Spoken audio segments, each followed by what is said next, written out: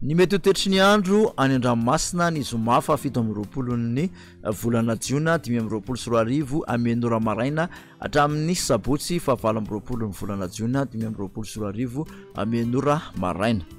Tsy misy ny filazana manokana ho an'ny alin-drano ho an'ny morontsiraka atsinanana tanjona bobaomby hatrany amin'ny tanjona angotsy andorana malefaka miatoato ny andro.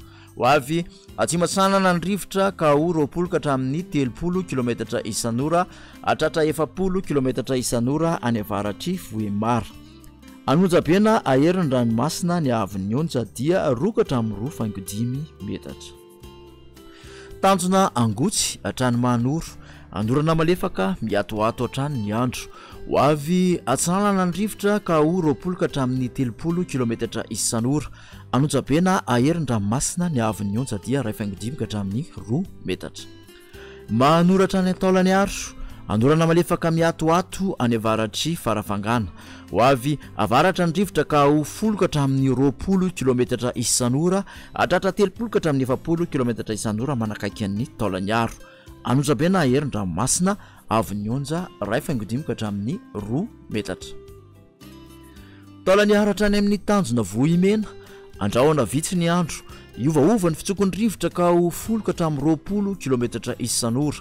Ho avy avaratra somary avaratra sanana ny rivotra manakaiky ny taolany andro ka ho 30 ka hatramin'ny 70 km isan'ora. Aherin'ny ranomasina ny havin'ny onja dia 2 ka hatramin'ny 2.5 metatra izy alon-drano avy atsimo andrevana. Morontsiraka andrevana tanjona vohimena hatrany amin'ny tanjona ankaboa omaina ny andro amin'ny ankapobeny. Ho avy andrevana amin'ny ankapobeny ny rivotra ka ho 10 ka hatramin'ny 20 km isan'ora.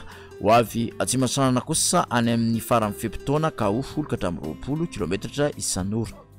Anonjabena aherin'ny ranomasina havin'ny onja 2.5 ka hatramin'ny 2 metatra. Tanjona ankaboa hatrany amin'ny tanjona vilan'andro omaina ny andro amin'ny ankapobeny. Ho avy atsimo ny rivotra ka ho 20 ka hatramin'ny 30 km isan'ora. Anonjabena ranomasina havin'ny onja 1 ka hatramin'ny 2.5 metatra. Tanjona vilan'andro hatrany analalava andrahoana amin'ny sitokotoko ny andro.